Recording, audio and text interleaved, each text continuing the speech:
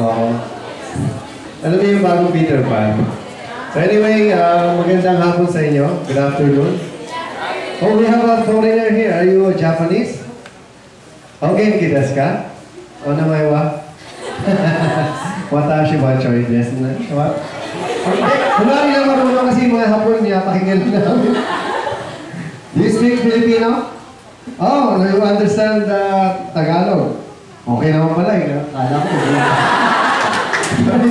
Kinabahan ako bigla. O, kamusta naman yung mga speech communication dyan? Last kong pasalamatan, ang SPECA. Well, alam niyo ba, nung panahon ko dito, noong mga 1995, parang may speech com society doon eh, pero mukhang iba na yun. Naging Spectrum. Ayan.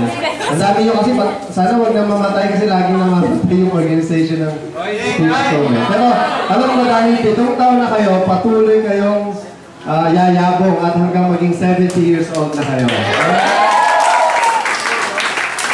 So, congratulations kasi I can see successful talaga yung organization ngayon. And I still remember yung nandito pa ako. I did like 5 plays dito sa lugar na ito.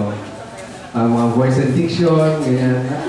Si Sir Lou ba nagtuturo ba? Yeah! Si ano? Si Doc La.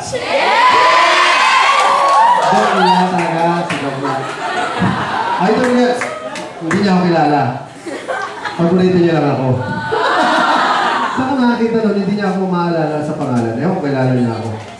Sa dami na naging estudyante. Anyway, I'm going to talk about the art of Pinoy voice acting. Ano nga ba ang Pinoy voice acting? Alright? Oh, happy. Ano nangyari? Yan, panoorin natin ito. Ano ba yan?